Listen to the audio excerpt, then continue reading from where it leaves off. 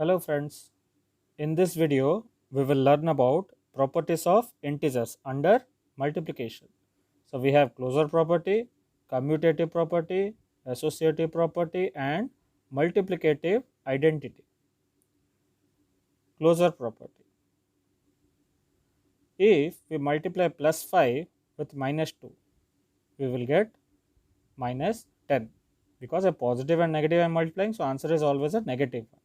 And 5 2s are 10. Let's change them. Now suppose I multiply minus 5 with minus 3. So the answer becomes plus 15. Here I am multiplying two negative integers. The answer is plus 15. It's a positive integer. This shows that if an integer is multiplied with another integer, the answer is always an integer. It may be a positive, it may be a negative, whatever. Integers multiplied with integers is always an integer. So we can say integers are closed under multiplication. So let's take an example. Suppose I multiply integer and integer, I get an integer. So it is closed under this funnel. This is an integer funnel. So whenever we multiply two integers, the answer is always an integer. It is closed under this. It doesn't go out. That's why we can relate closer to closed. So integers are closed under multiplication. You can multiply any integers. Any number of integers we can multiply. The answer is always an integer. Maybe positive, maybe negative. Now, commutative property.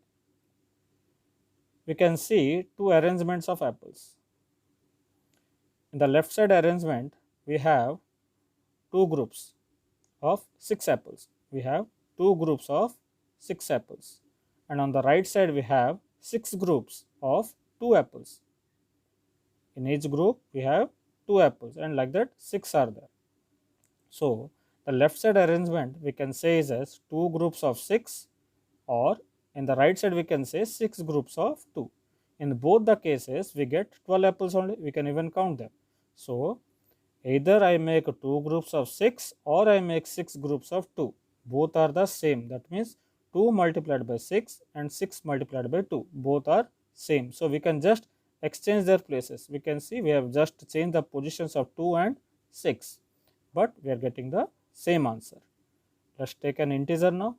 Suppose I multiply plus 5 with minus 2.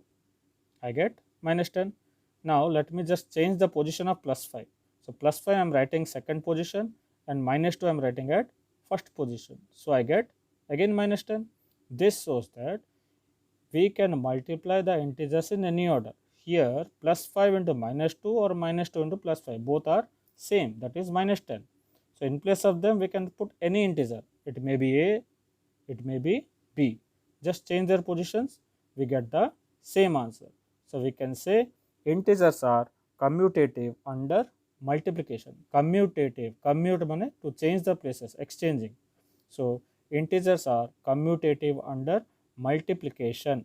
That means we can multiply the integers in any order. First with second or second with first, both the answers will come same. Next, associative property. Suppose let's take 2 stars and we will take 3 sets of that. So that becomes 3 sets of 2 stars. So 3 of 2. Now we have doubled that set.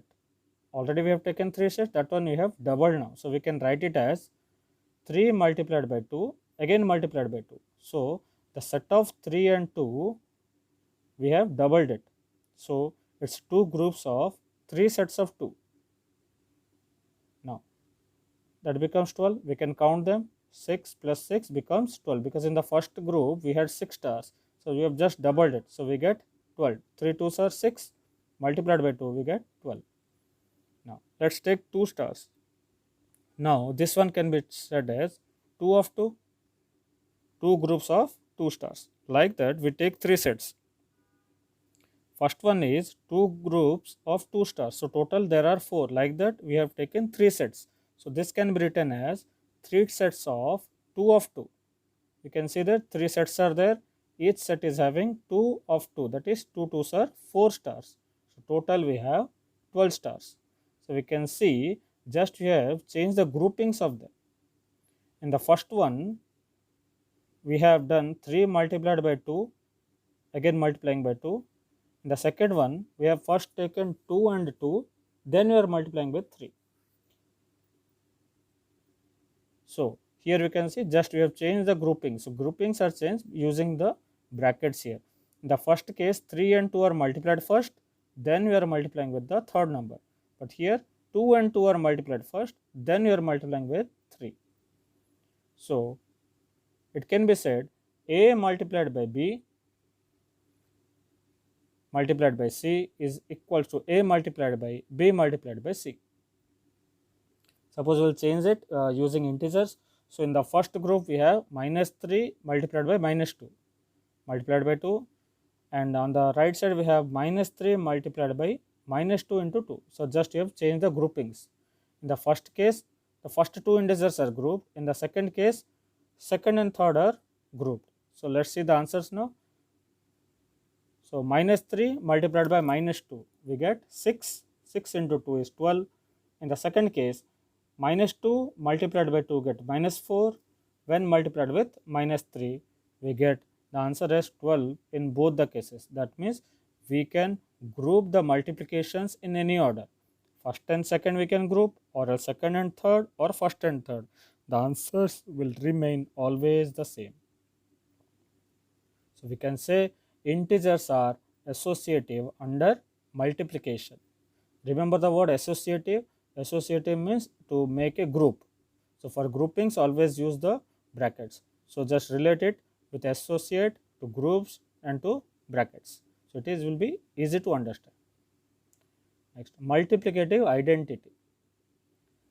Suppose there are 4 friends and they want to be always together. They don't want to stand separately or sit separately. So how we can arrange them? Either this way, we can make them sit in a line on a bench, or else they can stand in a line, one after the other in a queue. So these are the two possible arrangements so that these 4 friends are always together. So the first arrangement I can write as, in one line 4 students are there. The second one, 4 lines, in each line one student is there. So either it can be 1 of 4 or 4 of 1. In the both the cases, all the 4 are together. That means if I multiply 1 and 4 or 4 and 1, I am getting back 4 only. So 1 and 4 when multiply, 4 and 1, that's a commutative property. 1 into 4, 4 into 1. Both the cases we get 4. Now how we get 4? Because of the number 1. So 1 is the multiplicative identity, because whenever you multiply 1 with any integer, we will get back the same integer again. So 1 is called as the multiplicative identity. Identity which doesn't change itself.